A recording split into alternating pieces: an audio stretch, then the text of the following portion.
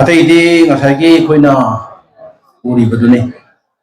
ꯔꯥꯖꯅꯤꯇꯤ ꯇꯧꯕꯁꯤꯡ ꯌꯥꯝ ꯃꯊꯧ ꯇꯥꯏ ꯑꯩꯈꯣꯏ ꯁꯦꯟ ꯃꯊꯧ ꯇꯥꯏ ꯃꯄꯨꯝ ꯃꯄꯨꯝ ꯄꯤꯕꯁꯦ ꯃꯣꯏꯅ ꯄꯤ ꯃꯣꯏ ꯂꯥꯛꯄꯗꯒꯤ ꯑꯩꯈꯣꯏꯒꯤ ꯄ꯭ꯔꯣꯒ꯭ꯔꯥꯝꯁꯨ ꯃꯔꯛ ꯃꯔꯛꯇ ꯑꯗꯨꯝ ꯈꯤꯇꯪ ꯐꯩꯗꯣꯛ ꯐꯩꯖꯤꯟ ꯇꯧꯕ ꯌꯥꯎꯏ ꯑꯗꯨꯒ ꯃꯈꯣꯏꯒꯤ ꯍꯣꯠꯅꯕ ꯃꯈꯣꯏꯕꯨ ꯄꯦꯟꯅꯕ ꯍꯣꯠꯅꯕꯅꯆꯤꯡꯕ ꯅꯠꯇ꯭ꯔꯒꯅ ꯁꯨꯝ ꯉꯁꯥꯏꯒꯤ ꯇꯧꯐꯝ ꯊꯣꯛꯄ ꯈꯔꯗ ꯇꯧꯕꯗ ꯑꯩꯈꯣꯏꯗ ꯑꯋꯥꯕ ꯑꯃ ꯑꯣꯏ ꯑꯩꯒꯤ ꯑꯣꯏꯅꯗꯤ ꯉꯁꯥꯏꯒꯤ ꯌꯥꯝ ꯂꯥꯏꯕꯛ ꯐꯕ ꯃꯣꯏ ꯃꯌꯥꯝ ꯆꯠꯈ꯭ꯔꯕꯒꯤ ꯃꯇꯨꯡꯗ ꯋꯥ ꯉꯥꯡꯕꯒꯤ ꯈꯨꯗꯣꯡꯆꯥꯕ ꯄꯤꯕꯤꯁꯤꯡ ꯑꯁꯤꯗꯤ ꯌꯥꯝ ꯐꯈ꯭ꯔꯦ ꯃꯃꯥꯡꯗꯒ ꯉꯥꯡꯉꯝꯃꯗꯤ ꯑꯩ ꯌꯥꯝ ꯉꯥꯡꯕ ꯉꯝꯗꯧꯁꯨ ꯃꯥꯟꯗꯦ ꯑꯩꯅ ꯈꯟꯖꯩ ꯑꯦꯅꯤꯋꯦ ꯂꯥꯛꯄꯤꯔꯝꯕꯗꯨꯁꯨ ꯑꯩꯈꯣꯏꯅ ꯊꯥꯒꯠꯇꯕ ꯉꯝꯂꯣꯏ ꯀꯩꯅꯣ ꯍꯥꯏꯗꯤ ꯃꯈꯣꯏꯗꯒꯤ ꯑꯩꯈꯣꯏꯅ ꯐꯪꯕ ꯌꯥꯕ ꯃꯇꯦꯡ ꯂꯧꯈ꯭ꯔꯕꯅꯤ ꯉꯁꯤ ꯑꯩꯈꯣꯏꯅ ꯂꯩꯔꯤꯕ ꯃ꯭ꯌꯨꯖꯤꯌꯝꯁꯦ ꯍꯧꯒꯠꯂꯛꯄꯗ ꯑꯣꯏꯗ ꯌꯦꯠꯇ ꯁꯥꯔꯤꯕ ꯑꯩꯈꯣꯏꯅ ꯉꯁꯤ ꯑꯩꯅ ꯉꯁꯤ ꯂꯦꯞꯆꯔꯤꯕ ꯑꯁꯤꯅꯆꯤꯡꯕꯁꯤ ꯃꯇꯝꯗꯨꯗ ꯁꯨꯃꯥꯏꯅ ꯂꯩꯔꯝꯕ ꯅꯠꯇꯦ ꯃꯊꯪ ꯃꯊꯪ ꯃꯌꯥꯝ ꯄꯨꯝꯅꯃꯛꯀꯤ ꯃꯇꯦꯡꯗꯒꯤ ꯇꯧꯈꯤꯕ ꯉꯥꯛꯇꯅꯤ ꯑꯗꯣ ꯑꯩꯅ ꯑꯩꯈꯣꯏꯒꯤ ꯑꯍꯥꯟꯕꯗ ꯃꯅꯥ ꯐꯪꯕꯤꯈꯤꯕꯁꯤꯡ ꯄꯨꯝꯅꯃꯛꯄꯨ ꯈꯨꯔꯨꯝꯖꯔꯤ ꯂꯣꯏꯅꯅ ꯑꯩꯈꯣꯏꯒꯤ ꯃꯤꯐꯝ ꯑꯁꯤꯒꯤ ꯃꯤꯐꯝ ꯃꯄꯨ ꯑꯣꯏꯕꯤꯔꯤꯕ ꯄ꯭ꯔꯣꯐꯦꯁꯔ ꯍꯥꯎꯕꯝ ꯅꯣꯅꯤ ꯏꯀꯥꯏ ꯈꯨꯝꯅꯕ ꯎꯠꯆꯔꯤ ꯂꯣꯏꯅꯅ ꯑꯩꯒꯤ ꯃꯥꯡꯗ ꯂꯦꯡꯁꯤꯟꯕꯤꯔꯤꯕ ꯑꯣꯖꯥ ꯃꯌꯥꯝ ꯏꯆꯟ ꯏꯆꯦ ꯃꯌꯥꯝ ꯄꯨꯝꯅꯃꯛꯄꯨꯁꯨ ꯈꯨꯔꯨꯝꯖꯔꯤ ꯑꯍꯥꯟꯕꯗ ꯑꯩꯅ ꯊꯝꯖꯅꯤꯡꯉꯤꯕꯁꯤ ꯑꯩꯈꯣꯏꯒꯤ ꯃꯅꯥ ꯐꯪꯈꯤꯕꯁꯤꯡꯁꯤ ꯃꯅꯨꯡꯗ ꯃꯁꯤꯗ ꯑꯩꯅ ꯈꯤꯇꯪ ꯇꯦꯟꯇꯛ ꯇꯧꯔꯒ ꯑꯩꯅ ꯑꯈꯪꯕꯁꯤꯡꯗꯨꯒꯤ ꯌꯥꯝꯅ ꯉꯁꯤꯒꯤ ꯌꯥꯝ ꯅꯣꯡꯅꯤꯡꯕ ꯉꯁꯤꯅ ꯍꯥꯏꯒꯗ꯭ꯔꯥ ꯅꯠꯇ꯭ꯔꯒꯅ ꯑꯩꯒꯤ ꯄꯨꯟꯁꯤꯁꯤꯗ ꯌꯥꯝꯅ ꯑꯅꯧꯕ ꯑꯃ ꯑꯣꯏꯕ ꯑꯃ ꯅꯠꯇ꯭ꯔꯒꯅ ꯑꯩꯈꯣꯏꯒꯤ ꯀꯩꯅꯣ ꯑꯣꯏꯕ ꯑꯃ ꯌꯥꯝꯅ ꯆꯥꯅꯔꯨꯕ ꯑꯃ ꯑꯣꯏꯕꯒꯨꯝꯕ ꯑꯃ ꯌꯥꯎꯔꯤ ꯉꯁꯤꯒꯤꯁꯤꯗ ꯃꯅꯥ ꯐꯪꯈꯤꯕꯁꯤꯡꯁꯤ ꯂꯣꯏꯅ ꯃꯇꯤꯛ ꯆꯥꯕ ꯉꯥꯛꯇꯅꯤ ꯑꯗꯨꯒ ꯃꯁꯤꯗ ꯑꯩꯅ ꯄꯟꯖꯔꯤꯕ ꯈꯔꯁꯤꯗ ꯑꯍꯦꯟꯕꯅꯤ ꯅꯠꯇ꯭ꯔꯒꯅ ꯑꯋꯥꯠꯄꯅꯤ ꯍꯥꯏꯕꯒꯤ ꯅꯠꯆꯗꯕ ꯑꯩꯅ ꯊꯦꯡꯅꯈꯤꯕꯗꯨꯗꯪ ꯑꯩ ꯄꯟꯖꯕꯅꯤ ꯃꯌꯥꯝ ꯋꯥꯔꯧꯕꯤꯅꯨ ꯑꯩꯈꯣꯏꯒꯤ ꯑꯣꯖꯥ ꯏꯕꯣꯍꯟꯕꯤ ꯌꯥꯝ ꯇꯣꯏꯅ ꯏꯝꯐꯥꯜ ꯆꯠꯂꯒ ꯊꯦꯡꯅꯖꯕꯅꯤ ꯑꯣꯖꯥꯁꯦ ꯄꯔꯤꯁꯠꯀꯤ ꯁꯥꯍꯤꯠꯇꯒꯤ ꯑꯁꯤꯅꯆꯤꯡꯕꯗ ꯑꯗꯒꯤ ꯑꯩꯅ ꯑꯃꯨꯛ ꯄꯟꯖꯅꯤꯡꯉꯤꯁꯤꯅ ꯑꯩꯈꯣꯏꯒꯤ ꯑꯣꯖꯥ ꯏꯟꯗ꯭ꯔꯃꯅꯤꯁꯤ ꯑꯩꯅ ꯇꯧꯖꯔꯤꯕ ꯏꯆꯦꯃ ꯑꯁꯤꯗ ꯑꯣꯖꯥꯒꯤ ꯂꯥꯏꯔꯤꯛ ꯀꯌꯥ ꯑꯃ ꯄꯤꯔꯛꯈ꯭ꯔꯕꯅꯤ ꯌꯨꯝꯁꯥꯔꯣꯝꯗ ꯈꯪꯗꯦ ꯑꯃꯗ ꯈꯪꯗꯦ ꯀꯜꯆꯔꯒꯤ ꯈꯪꯗꯦ ꯑꯗꯨꯒ ꯑꯩꯅ ꯀꯔꯤꯒꯨꯝꯕ ꯑꯃ ꯃꯅꯤꯄꯨꯔꯒꯤ ꯃꯔꯝꯗ ꯈꯤꯇꯪ ꯋꯥꯈꯜꯗ ꯆꯤꯡꯅꯕ ꯅꯠꯇ꯭ꯔꯒ ꯈꯪꯗꯕ ꯐꯥꯎꯔꯛꯄꯗ ꯑꯣꯖꯥꯁꯤꯗ ꯑꯩ ꯐꯣꯟ ꯇꯧꯔꯒ ꯍꯪꯖꯔꯤꯕꯅꯤ ꯑꯗꯣ ꯑꯣꯖꯥꯁꯦ ꯑꯩꯅ ꯏꯝꯐꯥꯜ ꯆꯠꯄ ꯈꯨꯗꯤꯡꯃꯛꯇ ꯎꯅꯖꯗꯕ ꯌꯥꯎꯖꯗꯦ ꯑꯁꯤ ꯄꯨꯝꯅꯃꯛꯁꯦ ꯑꯩ ꯈꯤꯇꯪ ꯄꯟꯖꯅꯤꯡꯕꯒꯤ ꯍꯥꯏꯖꯕꯅꯤ ꯑꯣꯖꯥꯁꯤꯡꯗ ꯌꯥꯝꯅ ꯀꯩꯅꯣ ꯑꯗꯨꯒ ꯉꯁꯤꯗ ꯌꯥꯝꯅ ꯅꯣꯛꯅꯤꯡꯉꯤꯕꯁꯤꯗꯤ ꯌꯥꯝꯅ ꯑꯉꯛꯄ ꯑꯃ ꯑꯣꯏꯖꯔꯤꯕꯁꯤꯗꯤ ꯉꯁꯤ ꯑꯩꯈꯣꯏꯒꯤ ꯏꯆꯟ ꯁꯨꯅꯤꯇꯥꯁꯦ ꯃꯁꯤ ꯑꯩ ꯉꯁꯤꯁꯦ ꯑꯩ ꯄ꯭ꯔꯣꯒ꯭ꯔꯥꯝꯁꯤꯒ ꯀꯅꯥ ꯃꯅꯥ ꯄꯤꯗꯣꯏꯅꯣ ꯑꯩ ꯍꯟꯅꯒ ꯌꯦꯡꯖꯕ ꯅꯠꯇꯦ ꯑꯩꯁꯦ ꯑꯩꯈꯣꯏꯒꯤ ꯄꯔꯤꯁꯠꯀꯤ ꯄ꯭ꯔꯣꯕ꯭ꯂꯦꯝ ꯃꯌꯥꯝꯁꯤꯗꯀꯣ ꯀꯃꯥꯏꯅ ꯇꯧꯗꯅ ꯁꯤꯗ ꯊꯨꯡꯉꯕ ꯑꯗꯨꯗꯒꯤ ꯉꯥꯏꯍꯥꯛ ꯌꯥꯎꯔꯕ ꯀꯗꯥꯏꯗ ꯑꯃꯨꯛ ꯆꯦꯟꯈꯤꯕ ꯍꯥꯏꯕꯁꯤꯗ ꯑꯩ ꯑꯗꯨꯝ ꯈꯟꯖꯗꯅ ꯂꯩꯖꯩ ꯑꯗꯨꯕꯨ ꯑꯩꯈꯣꯏꯒꯤ ꯏꯆꯟ ꯁꯨꯅꯤꯇꯥꯁꯨ ꯈꯪꯅꯤꯡ ꯅꯤꯡꯁꯤꯡꯉꯛꯑꯦ ꯃꯥꯅꯁꯨ ꯎꯕꯗꯨꯗ ꯑꯩꯅ ꯉꯁꯤ ꯕꯤꯁ꯭ꯋ ꯚꯥꯔꯇꯤ ꯁꯥꯟꯇꯤꯅꯤꯀꯦꯇꯟꯁꯦ ꯃꯁꯛ ꯈꯪꯖꯔꯛꯏꯁꯦ ꯑꯩꯈꯣꯏ ꯏꯆꯟꯅꯨꯄꯤꯁꯤꯅꯅꯤ ꯃꯥꯅ ꯄꯨꯔꯒ ꯂꯣꯏꯅ ꯇꯥꯛꯄ sini Manipuri dance ki asini guru lana si like come up from sini ai bse adu udah muktu ki mathak tanga sa ki aine penje ki ba koi chan sino jao biri ba mamdu da aine penje ki bdi asa ki Manipuri dance tambala isin du da koi na khala me ina khala Manipuri dance ka si mi ti ngada tamja la to lai sing du moina asa ki phane kamam se lagi na pi mom ilaga na ching tawraga adu moi lai sidul 90% 80% dim ayang ato oil na biwan mayang hay sa ina non Manipuri hayab ni ko ang pa man ingon adu magi mayam mahaw de pibi ge bisan pining ngasi yam thagasari chan pi makta da ina ngasi mana kusinaba phangjaba natragana madu kudong chaba mai ni phangjaba sai kaw ngam jaroi masina aigi mayam mana phangbi singda aina ngasi thagasaba phongdok jabani asum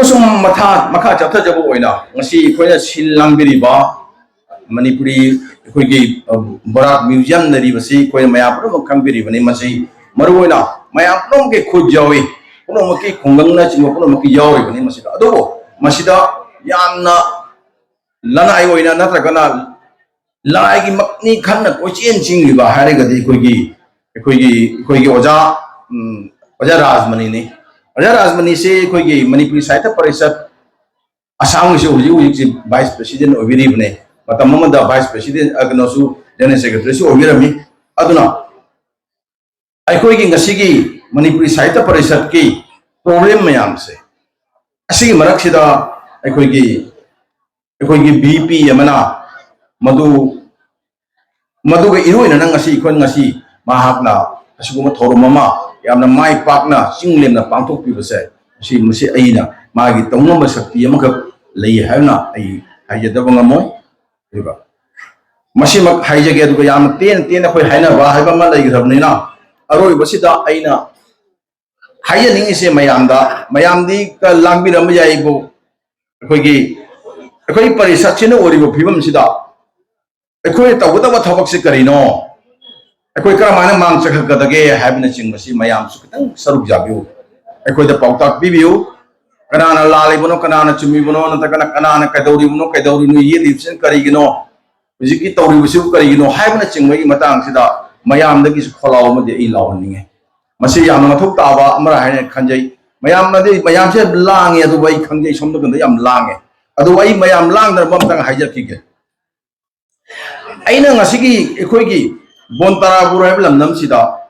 लेतिनबिरिबै चेचल सिंग इमा सिंग अखंग लई सिंग मयाम पुनोक्ता हाइजरिबसे बोनतारापुर से मतम ममद कनाना सक्तांग बोनतारापुर से हौजिना कनाना सक्ताई बगे कनाना बोनतारापुर की identity से पूरा इनो सी याम अहोंग मम पूरा इसे कनानो हाइ तारगदि आईडी म्यूजियम सिने हाइजनिंगे म्यूजियम सिन अहोंग पो अदुबो अइना केंद्र पेंजदबदि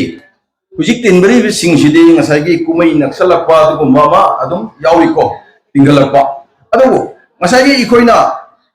खाना नैनब खंगदे म्यूजियम सिगी मिंगचत पुरकनबनि खंगदे अमख खाना नैनजरिबा अदुगी अमुक ngसाइगी सेन थुम खतंग बिबिरकनबगी इखोइना मिनिस्टर सिंग ओक्सब मतम एमएलए सिंग ओक्सब मतम दुगुसु मयाम सुमाय तिलमगदी खरगा हेना तिनबिरगदि मै मदुना पेलगा चलिया अदो मयाम जी खनबिद्रिबो करिगिनो सिदे म्यूजियम की कन कोई सिद तिनबिरिबो मयाम सिद बोनतारापुर की मियाम दनि कोई आई मरान सीजन बसु नते सिज बसु नचदे अदुगा अमसु नचदे हारि बस कोई की ओबा हाइनबी से कोई को युस्कुम हाइनबी से कोई अहो कोन मत उनिया अदना यारिंगै दि ngasi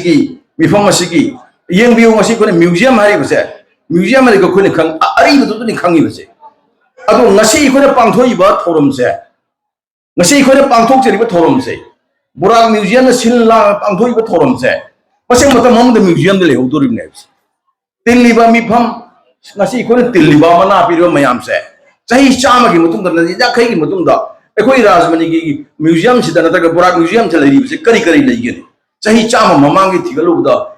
पंगयामो यामा मोय अदु म्यूजियम से दुम हयंग चाहि चनी की मतुंग अमुक हेन फजा खलकदो हुजिकी खोय थमी अरी बसिंग से मत अमुक तुम सुम ममल ले खलकदो रिम फजा खलकदो ने अदुना ngasi खोय तिल्ली बसि सु खोय मदुगी फजा खलकपदुगी साखी ओरिनि खोय म्याम से अदुना को तिल्ली बे खोय से असी से म्यूजियम दे लेउदुरनि मयाम फोटो नंबिरिबा मयाम असिदा लाक्पिरिबा मयाम से अदुना अखोय की म्यूजियम की थबक तो हो मतमदा नतक करिगो म थौरम पांथोकपिबदा अखोय दि लाइबक फरबनि म्यूजियम सिगा हमगा थबक म पांथोबरिना म्यूजियम सिन फोटो खरका होरे मदो तसेन म म्यूजियम की मरल लो हेउदुरनि हयें अदु अखोयना मतम ममदा अखोय की इचा इसु सिंग हाइना होदोमे को अखोय की इमा दो अखोय की इपा दो अखोय दुगुम थौरम दुदा अखोय मना लो लाक्पिरिबो सिंग दो कोई असिनिन हे समाय तौदन हुजि सी ओइग्रेने सी ओइग्रेने हाइबसिंग अदुना हारियो पोसिंग सु मतंगी मतुंगिना म्यूजियम चंगहुगदोरिबनि अदुना अखोय की म्यूजियम सिदा अइना हाइजनिंग से लंबी थोंग फबगी मतिक अखोय करमाय तो म्यूजियम हंग येंबिउ म्यूजियम करबाइन हिंगनी ngasi अखोय ने मिनिस्टर खरना पैसा पिरमगा हिंग एमएलए खरना पैसा पिरमगा सागना खोतन तो कयाम कुन पिदोरि म्यूजियम हिंगनबगी लंबी मसु लाकदोरिने इसाना सेमदब सुंगे यारोइदबा हुजिक इसम सम आई याम कन्ना कनो याम हुजिक ओइबा आई पिरोदि हाइजबो ngमोय मुतो म्यूजियम माइदना अखोय की अंदो द लैसे हाना सॉरी हाना मदो खोय की कनो तो मतम द चंगद पैसा लौरमदे हुजिक पैसा लौरे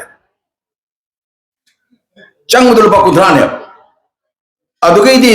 मपानदगी लाप मी सिंगुना मु चाम लौब्रा अदुमाय दन लौयो चुमी को जाय को चुमगनी को जा अदु लौरबने ꯑꯗꯨꯅ ꯑꯩꯈꯣꯏꯒꯤ ꯃ꯭ꯌꯨꯖꯤꯌꯝꯁꯤꯁꯨ ꯃꯇꯝ ꯑꯃꯗ ꯑꯗꯨꯃꯥꯏꯅ ꯇꯧꯔꯛꯀꯗꯣꯔꯤꯅꯦ ꯕꯣꯔꯥꯛ ꯃ꯭ꯌꯨꯖꯤꯌꯝꯁꯦ ꯆꯍꯤ 30ꯒꯤ ꯃꯅꯨꯡꯗ 10ꯒꯤ ꯃꯇꯨꯡꯗꯗꯤ ꯁꯤꯒꯤꯁꯤꯒ ꯆꯪꯒꯦ ꯍꯦꯛꯇ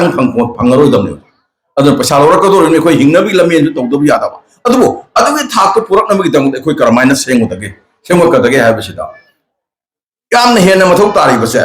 ꯁ꯭ꯋꯥꯏꯗ ꯂꯩꯔꯤꯕ ꯕꯣꯟ ꯇꯔꯥꯄꯨꯔꯒꯤ ꯃꯤꯌꯥꯝꯅ ꯍꯦꯟꯅ ꯊꯋꯥꯏ ꯌꯥꯎꯕꯤꯕꯁꯤꯗ ꯑꯩꯅ ꯍꯥꯏꯖꯔꯤꯁꯦ ꯕꯣꯟ ꯇꯔꯥꯄꯨꯔꯒꯤ ꯃꯤꯌꯥꯝꯅ ꯍꯦꯟꯅ ꯊꯋꯥꯏ ꯌꯥꯎꯔꯒꯅꯤ ꯃꯌꯥꯝꯅ ꯊꯋꯥꯏ ꯌꯥꯎꯁꯜꯂꯛꯀꯗꯧꯔꯤꯕꯁꯦ ꯑꯗꯨꯅ ꯕꯣꯟ ꯇꯔꯥꯄꯨꯔꯗ ꯃꯤꯌꯥꯝꯗ ꯑꯩꯅ ꯍꯥꯏꯖꯅꯤꯡꯉꯤꯁꯤ ꯑꯇꯩ ꯑꯇꯩ ꯊꯕꯛ ꯃꯌꯥꯝ ꯁꯥहित्य परिषद थबक लेरी आई लुप लेरी नोंथांग लेमाक्सिगा अखोई क्लब लेरी मयाम लेरी थबक सिंगदुदा मियंग थम्बग लोइनना बोराक म्यूजियम की थबक थोरम सिंगदसु थवाई यावना कदाइदे करी सोइगिदगे लाइब मयाम लाई लाक्पिरिब तिनबिरिब मयाम से अखोई बोन तरापुर की वारी पुरक सखिदोइने अदुना अखोइना बोन तरापुर की अखोइना हेना थवाई यावसनबमा चंगी हाइबसे कोने वखल से फाउबियु हाइजरगा मैं पुनमक मफमदा अमुक सोहन थागचरी थैंक यू